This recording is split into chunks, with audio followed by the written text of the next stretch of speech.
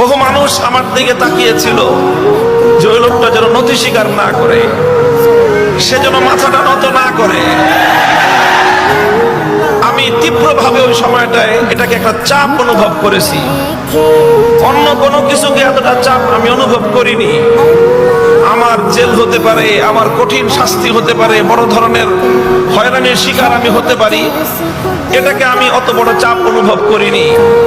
আমি যেটাকে চাপ অনুভব করেছি সবচেয়ে বেশি, সেটা হলো এই যে হাজার হাজার ইমানদার, মুখলেস, নিভৃতচারী আল্লাহওয়ালা নারী, পুরুষ, বুজুর্গ, তারা সবাই তাকায় আছে আমার দিকে। তাদের হৃদয়ের কামনা ছিল ও যেন ওর কথা, ওর ভাষা যেন নরম না করে। এই জিনিসটা আমি অনুভব করেছিলাম। তখন আমি একটা শপথ করেছিলাম, জীবন যেতে পারে, হকের কথা বলেছি